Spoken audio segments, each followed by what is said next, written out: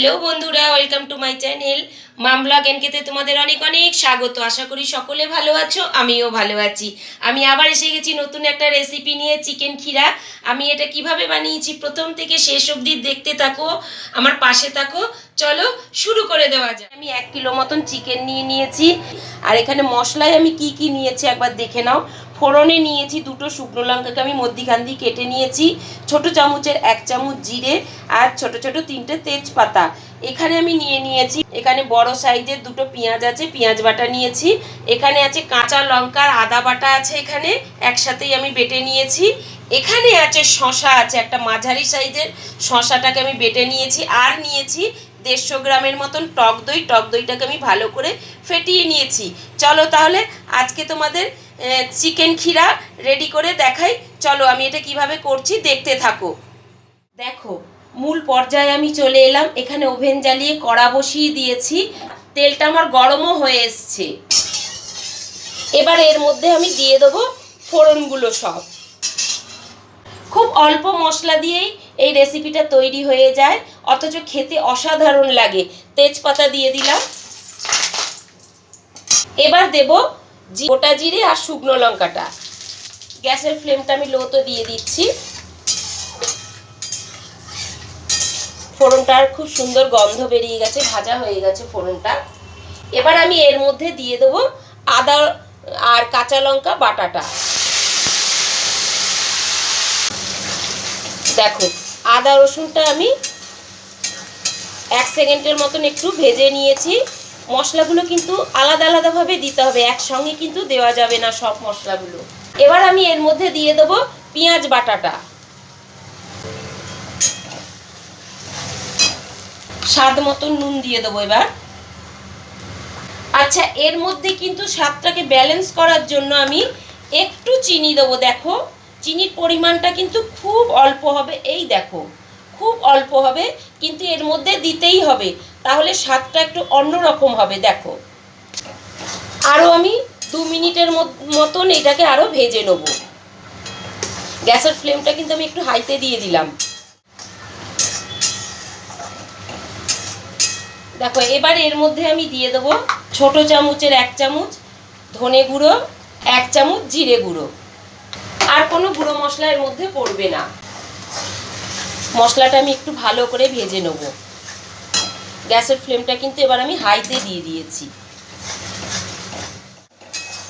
দেখো, মশলাটা আমার খুব ভালো করে ভাজা হয়ে গেছে, সুন্দর একটা গন্ধও বেরিয়ে গেছে।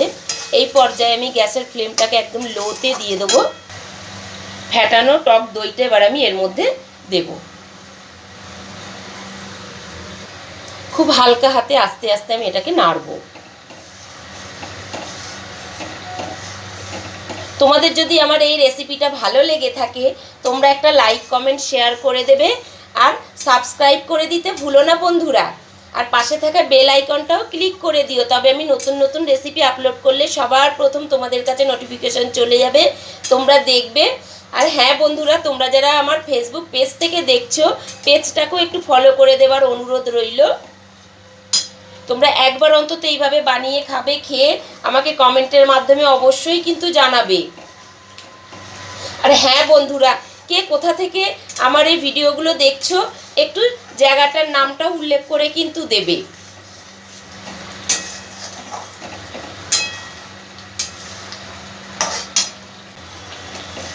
আরও আমি 2-3 মিনিটের মতন একটু ভেজে নেব।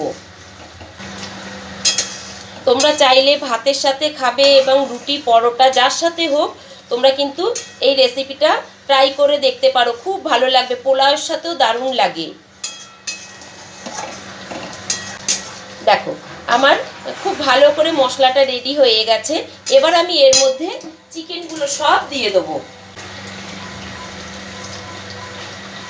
চিকেনগুলো কিন্তু খুব ছোট করে কাটা যাবে না।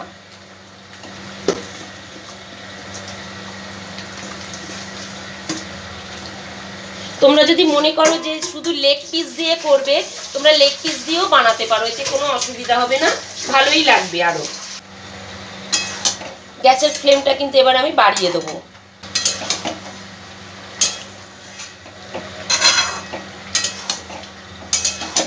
ভালো করে মশলার সাথে চিকেনটাকে একটু নাড়াচাড়া করে দেবো।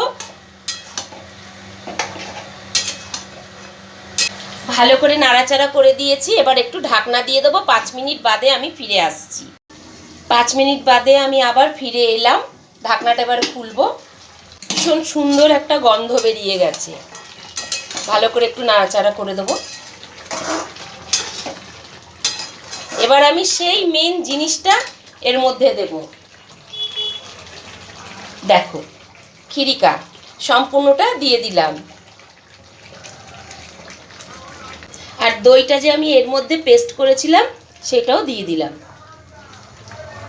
একটু জল দিয়ে দেবো, খুব অল্প সামান্য মশলা করেছিলাম সেটাই দেব। এবার খুব ভালো করে সবগুলো মিশিয়ে দেবো আমি। এই খিরিকা কিন্তু আগে দেওয়া যাবে না, একটু দেরিতে দিতে হবে, কারণ হচ্ছে তাহলে এর গন্ধটা থাকবে। আমি আবার ঢাকনাটা দিয়ে দেবো। আমি ফিরে আসছি 10 মিনিট বাদে আবার ফিরে এলাম। ঢাকনাটা একটু খুলবো। কি দারুণ একটা সেন্ট বেরিয়ে গেছে। ভালো করে একটু নাড়াচাড়া করে দেবো। তোমরা চাইলে আরও একটু গ্রেভি টানিয়ে নিতে পারো।